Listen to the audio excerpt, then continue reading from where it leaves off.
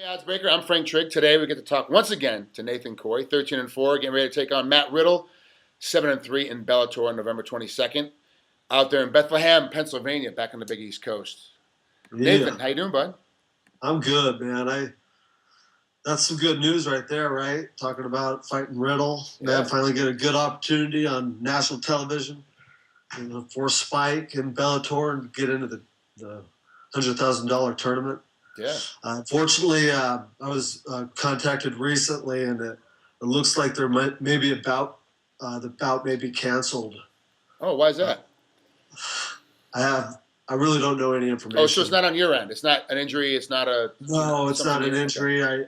I really don't know. I wish I could tell you more. This is kind of new information as far as how they want to go about it. I really don't know. What's going on. A little frustrating, because I felt like this was my opportunity to show, the country and the world what I'm capable of. So Now, what goes through your head when you might have because are they talking about canceling the fight altogether for you, or are they talking about just changing your opponent? it sounds like a bout scratch. Canceling the bout. Okay, So now you've been in training camp. You're getting ready for this fight. Are they gonna make you whole? Is Bellator gonna give you some money for being in this training camp? And I mean, it's because not like you got injured or you had to pull out for some reason.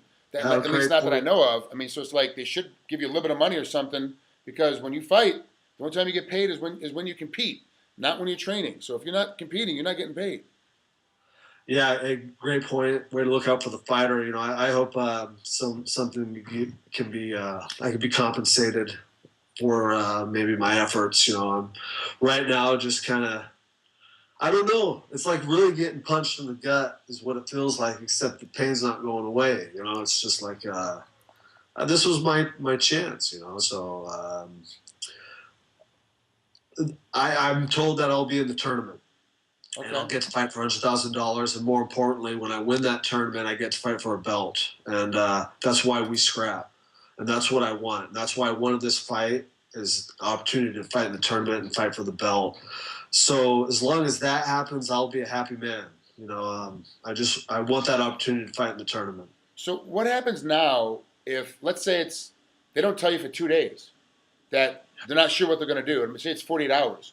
You've got a full Yeah. day of practice tomorrow. You've got one more practice tonight. You got a full set of practice on Friday. So it's like, how do you go into practices with that kind of mindset? Like, I might not have a fight.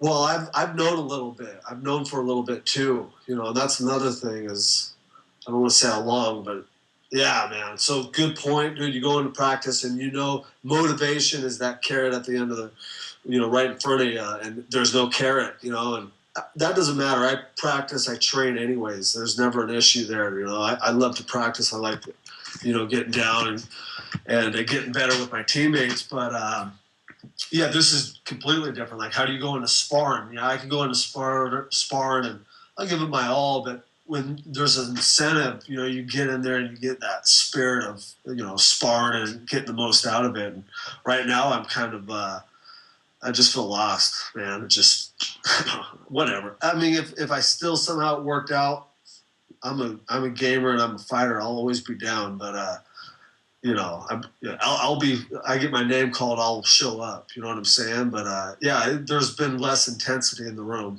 for me. Well, let's move on and act like the fight's gonna It's go probably forward. more intensity than most. Still, Well, I mean, that's tough. That's tough to do. Being in the room that you're in, there's a lot of good guys in your room. It's tough to go in and go, look, I'm more intense than everybody else in here right now, and I'm not even sure if I have a fight anymore. But let's go ahead and move on like you are going to have a fight. Let's break down Matt Riddle real quick. How do you see him? He's only 7-3. He's only had 10 fights compared to your 17 fights at 13-4. yeah, You're a lot. You're 7 fights more, and that's a big difference at this yeah, early stage. Of sure, your, both you guys are early in your career, but 7 fights is a huge gap at this level. But Matt, obviously, because of the UFC and the reasons, he wins a fight and gets kicked out anyway because he fails his drug test. yeah, He seems to have a lot more notoriety, a lot more fan base behind him because more people know him. What yeah. do you see him as a fighter? When you breaking him down, get ready for training camp. How did you see him, and what did you have to work on, knowing what he's going to try to do to you? Uh, I don't think he's not going to be a guy who I'm going to be worrying about a knockout or a submission. like some guys are known for their, Paul Harris is, known for that heel hook, so you're going to be careful of that. Some guys are known for their stand-up. You got to be careful of that. He's kind of a grinder, and I've experienced grinders my whole life. So I was in this camp just mostly like when I'm out of training camp is I try to improve on areas that I need to improve in, and that's basically all I've done in this camp. I still wrestle a couple times a week. I spar a couple times a week. I do that. I stick to everything. Technically, I was just working on things for me to be better and to demonstrate him in this fight. How I would break him down as a guy, just like most guys I get, guys that are just pretty scrappy, wants to be in there in the cage and fight. I mean, he is a fighter in that sense. Like you could tell he enjoys being in there, and I was just like everybody in our room, they loved being in there. And I didn't really think about him in this fight camp. I thought about how I'm going to be better. Okay. And I trained with my teammates. Okay, well, this you're in a tough situation.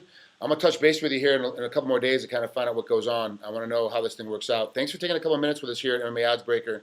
It's a tough situation. I've been in the exact same situation. Getting ready, supposedly, you're gonna fight Matt Riddle on November 22nd out there in Bethlehem, Pennsylvania, on Bellator. It can be seen obviously on Spike TV.